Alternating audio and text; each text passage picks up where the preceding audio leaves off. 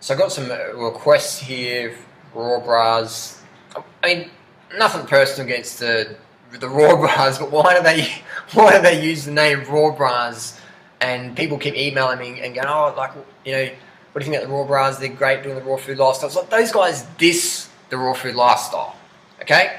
And it doesn't make them bad people because they do it, but like, it's like, what the fuck are you using the raw name and that raw scene to develop your name when you're actually against it? So, again, I've got nothing personal against our three brothers, just sharing my comments and criticisms in this video because people keep asking about them.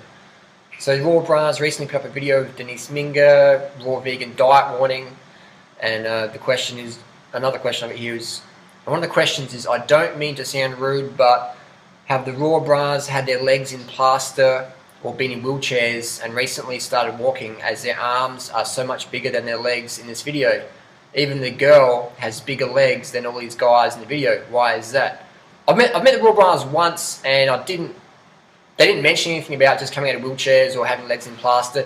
Yeah, they do have sort of skinny sort of legs and more upper bodies, but I think that's more of a imbalance from training. I never asked them if they just come out of wheelchairs, so I can't answer that question accurately.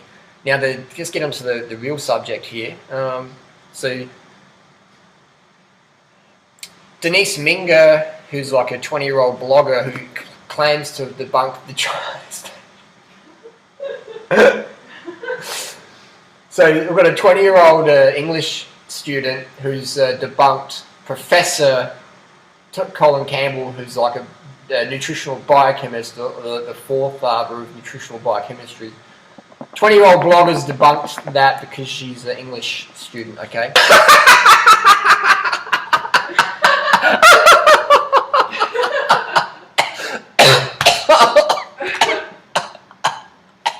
Anyway, so they say that vegans don't get enough vitamin K2, so you need to eat meat and stuff like that and drink grass-fed dairy, otherwise your teeth will fall out of your head. Here's a quick picture here of a friend of mine's teeth. You can see that there.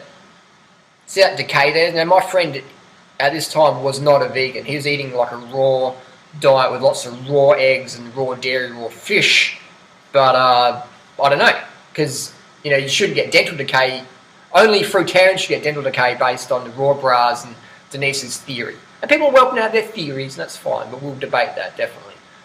In Australia, we have vitamin K injections for all babies in Australia. And if you don't want a vitamin K injection for your baby, then you've got to fight fucking tooth and nail to not get it.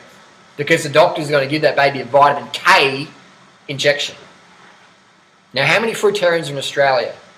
7, 8, 9 maybe. If there's so little fruitarians in Australia, how come there's so many vitamin K shots for every baby that's born in Australia? I think it's the same in the US, I think it's the same in England. Correct me if I'm wrong, post down below. Do they have vitamin K injections mandatory in your country? Find out, look it up.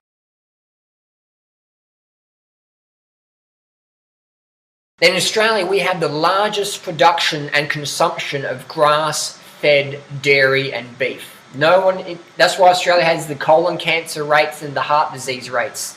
We have such an epidemic of colon cancer. Read this book, please. CSIRO Perfidy by Jeff Russell, an Australian author, tackles the Commonwealth Science Investigation Research Office, just hits him up and says, well, hang on, what's the deal? And after this book was released, the head nutritionist actually came out and said, what we published was wrong. What we published was wrong, I take it all back. Red meat gives you colon cancer, doesn't matter if it's grass-fed. Dairy clogs your fucking lungs. So, and people say, well, eat fish. This is a good book. John McCabe talks about the extinction of the oceans so people can have their cat food for breakfast. Crazy, but true.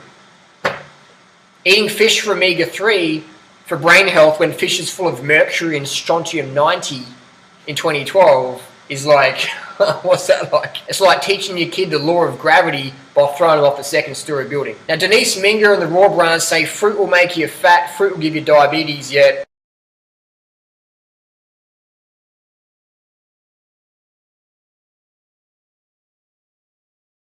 Denise gets most of her calories still from fruit, yet they use Denise Minga as like a low-carb authority, yet that's absolute nonsense.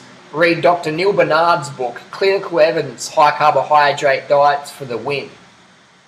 And while you're at it, check out John Robbins' book, Food Revolution, for people who say vegan lifestyle is not sustainable. Now, Denise and that like to pretend that you can only have dental issues if you're an 80-10-10er. Okay, so how the fuck do we explain things like 2.7 million dentists in the world? 2.7 million dentists in the world. Is that because of all the fruitarians in the world? I don't fucking think so. Now let's go to another grass-fed country, Brazil. Brazil produces, behind Australia, the most grass-fed beef, and Brazil has over 8 million toothless people.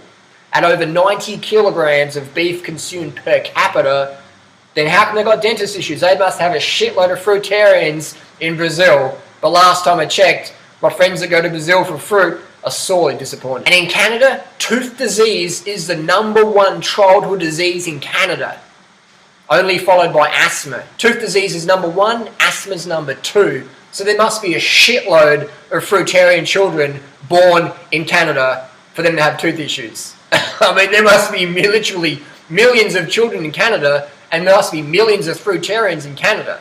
And one of the Raw Bras said that his health diagnosis, they did the raw food lifestyle for a couple of weeks, couple of months, but hang on, here's the reality. These guys are from Georgia. And who the fuck's going to give up Georgia's mum's home cooking? Who's going to give up that? You're telling me these guys, these frat bras, sinking beers and getting drunk and eating meat lovers pizzas are instantly going to go, wow, we're going to do the fruitarian thing. Bullshit, man. Bullshit. You guys are not doing it, man. You can tell. I mean, the Raw Bras are so anti-raw foodist and so anti-vegan. They say if you do a raw food or a vegan diet, you will not be able to conceive babies. Which is absolute nonsense. Because who the fuck is using a vegan diet or a raw food lifestyle for contraception now? If that was true, then how did Doug and Roz have a baby? How come I had to have a vasectomy? Danimal says if you're a vegan or a fruitarian, you won't get an erection. I wish I could show you my banana on YouTube.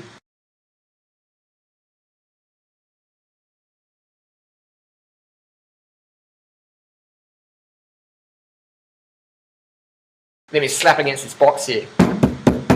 And Denise says that vegans don't get enough vitamin K2, vitamin A, and vitamin D. Last time I checked, vitamin D comes from the sunshine. Last time I checked, body makes vitamin A out of beta-carotene, and beta-carotene, vitamin A, is found in all fucking plant foods, all fruits and vegetables. Last time I checked, the body produces vitamin K2 in its intestine from vitamin K, which we get from plant foods. And again, they give babies in Australia vitamin K injections. So unless there's 100,000 fruitarian babies being born every year in Australia, 100,000 fruitarian babies born. What the fuck are people saying, man? Nonsense. Here's the cruncher, here's the king, here's the smackdown, here's the fucking giblets. Denise Minger says that vitamin K2 is not found in plant foods. What you just said is one of the most insanely idiotic things I have ever heard. Now, if we go to John McCullough's website, Dr. McCullough's website, and we look up vitamin K2, and we look up all these little supplement sales hype and everything, like why my vitamin K2 supplement's the best. Why? Because McCullough's vitamin K2 supplement comes from Japanese natto. And what is natto? Is it a fish? Is it an animal? No. Natto is fucking soybean vegan dish. Fermented soybeans is where the highest source of vitamin K2 comes from. Now, how the heck does someone like Denise, who doesn't even know that vitamin D comes from the sun, vitamin A from plants and produced, vitamin K2 produced, or from soybeans, how the heck does someone like that debunk the fucking China study? How does someone do it? You know what they do? They can't do it. They can't fucking do it. So conversation finished. No offense to anyone in this video. Just sharing my nutritional debate. You guys are fools. You guys are clowns. You bring nothing to the table but nonsense. And anyone who knows nutrition or human physiology will be able to laugh at the claims you make. Literally just laugh them away.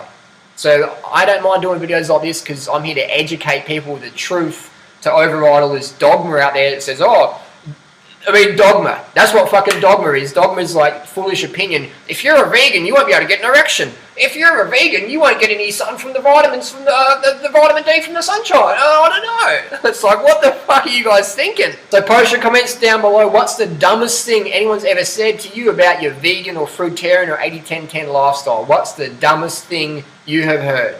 Post it down below. Thanks for watching. See you soon.